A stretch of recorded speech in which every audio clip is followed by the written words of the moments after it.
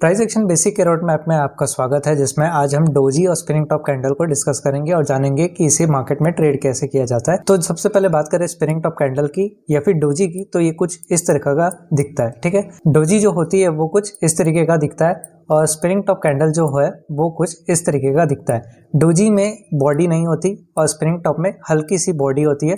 दोनों में बस इतना ही डिफरेंस है, बाकी दोनों को ट्रेड करने का तरीका एक ही जैसा है और ये एक रिवर्सल कैंडलस्टिक पैटर्न होता है और ये एक वन कैंडलस्टिक पैटर्न है। जब एक डोजी कैंडल फॉर्म होती है तो वो कुछ इस तरीके का बनता है। अब इसमें होता क्या है कि लेट सपोज ये एक ग्रीन डोजी है। ठीक है, ये एक ग्रीन कलर में डोजी है। अब ग्रीन कलर में ओपन प्राइस पहले आता है, क्लोज प्राइस बाद में आता है। तो प्राइस पहले कैसे हुई होगी कि प्राइस जो है वो पहले यहाँ पर ओपन हुई होगी। ठीक है, प्राइस यहाँ से ओपन हुई। अब इसने क्या किया होगा कि इसने लो लगाया होगा, फिर लो लगाने के बाद क्या किया होगा कि इसने फिर ऊपर जाके हाई लगाया होगा। फिर हाई लगाने के बाद क्या किया होगा कि ये जब क्लोज करने आ रहा था तो इसने जो क्लोजिंग है अपनी इसी जगह पे दे दी जहां पर ये ओपन हुआ था। दैट्स वाई अगर आप इसको अटैच करोगे तो डोजी का जो ओपन और क्लोज प्राइस है वो एक ही साथ आ जाता है। दैट्स वाई ये एक इस तरीके का न्यूट्रल कैंडलस्टिक पैटर्न में आ जाता है, जिसमें ना बायर का रोल रहता है ना सेलर का रोल रहता है। ये न्यूट्रल कैंडलस्टिक में आ जाता है। और उसी प्रकार से कुछ हद तक एक स्पिनिंग टॉप कैंडल होता है, जिसमें एक लॉन्ग विक रहती है और छोटी सी बॉडी रहती है, कुछ इस टाइप से। अब इसमें क्या करते हैं, अब इसको हम रेड मान लेते हैं। ठीक है, ये एक रेड कैंडल बन जाती है। तो स्पिनिंग टॉप में होता यह है कि उसमें बॉडी बन जाती है, डोजी में बॉडी नहीं बनती। अब वो बॉडी कैसे बनती है, हम स्पिनिंग टॉप का कैंडल साइकोलॉजी समझते हैं। प्राइस पहले यहाँ से ओपन हुआ, ठीक है, ये रेड कैंडल फॉर्म हो रही है।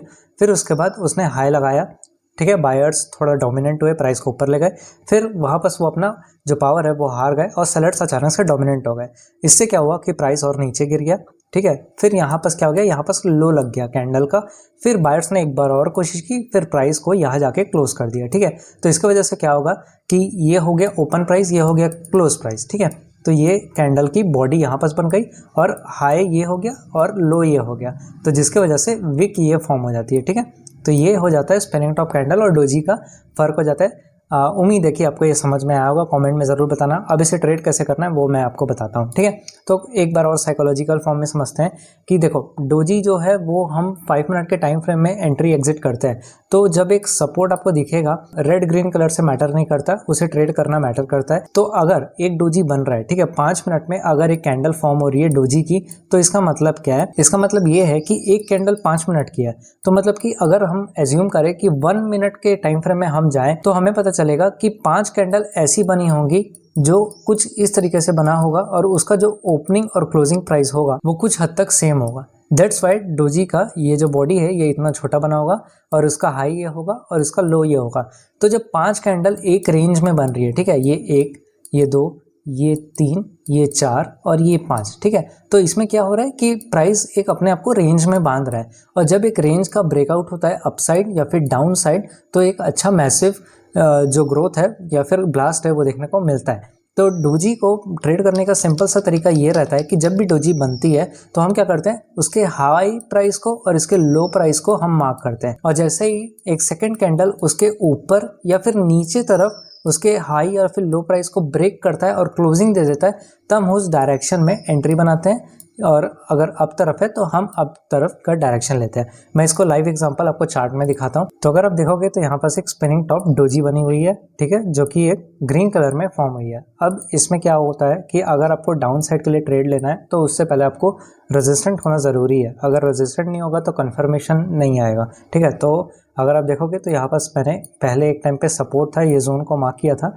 तो उसी को मैंने एक्सटेंड करके यहाँ पास एक रेजिस्टेंट मैंने ड्रॉ कर लिया है। ठीक है, तो यहाँ पास मेरे पास रेजिस्टेंट है और स्पिनिंग टॉप कैंडल एक बनी हुई है। और अगर आप देखोगे तो सेकंड कैंडल का जो क्लोजिंग है वो उसके लो प्राइस के नीचे पे हुआ है। तो यहाँ पास क्या होता है कि ये रेड कैंडल के क्लोजिंग पे हम एंट्री बना लेते हैं और जो ऊपर तरफ इसका हाई प्राइस होगा इसके ऊपर या फिर ये इसके हाई प्राइस तक हम एसएल ले लेते हैं और 1:2 का रिस्क रिवॉर्ड रेशियो लेते हुए फिर डाउन साइड का ट्रेंड प्लान करते हैं। ये हो गया डाउन ट्रेंड में। अब मैं अप ट्रेंड का एग्जांपल देता हूँ। अब अगर आप देखोगे तो यहाँ पास नीचे में 23,850 का साइकोलॉजिकल सपोर्ट है। ठीक है, अब उस सपोर्ट पे क्या हो रहा है कि मल्टीपल डोजी बन रही है। मल्टीपल डोजी बन रही है, मतलब कि 15 ये 5 मिनट की में एक कैंडल, 5 मिनट में एक डोजी कैंडल, 5 मिनट में एक डोजी कैंडल, मतलब कि 15 मिनट से प्राइस जो है 15 मिनट से प्राइस एक ही रेंज में कंसोलिडेट कर रहा है। और जितना प्राइस एक जगह पे कंसोलिडेट करता है और जब उसका लो या फिर हाई प्राइस, मतलब कि ये हाई या फिर लो प्राइस टूटता है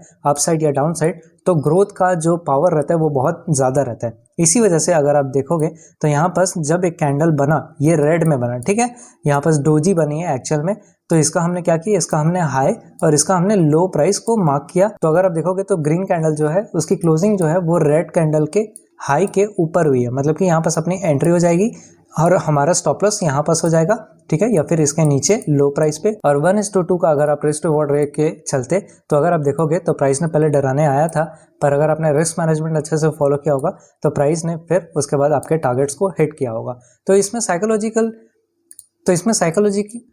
साइकोलॉजी एकदम सिंपल है। स्पिनिंग टॉप हो, ठीक है, ये आपका स्पिनिंग टॉप हो या फिर वो एक डोजी हो, उसका जस्ट आपको सिंपल ये है कि उसका आपको हाई लो और इसका लो और हाई को आपको मार्क करना है।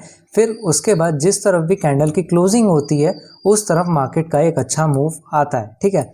बट ये हर समय काम नहीं करता, क्योंकि एक कैंडल स्टिक पे आपको डिपेंड रह के नहीं करना है। आपको हमेशा ये याद रखना है कि एक डोजी को जब भी एक अप ट्रेंड मार्केट है तो उसको आप सपोर्ट पे बाय करके अपसाइड के लिए ट्रेड लो, और जब एक डाउनफॉल चल रहा हो तब आपको उसमें रेजिस्टेंट को फॉलो करते हुए यहाँ पर बाय करके नीचे तरफ ट्रेड लेना है, ठीक है। ट्रेंड के अगेंस्ट ट्रेड नहीं करना है, वरना कैंडल का ट्रेड करने का तरीका फिर गलत हो जाएगा। तो इसमें साइकोलॉजी बस इतना होता है कि ये एक स्पिनिंग टॉप या फिर ये न्यूट्रल कैंडल जो है ये तब बनती है जब बायर और सेलर्स अपने पावर खो देते हैं और इसमें मार्केट को पता नहीं रहता कि वो अप जाए कि वो नीचे जाए।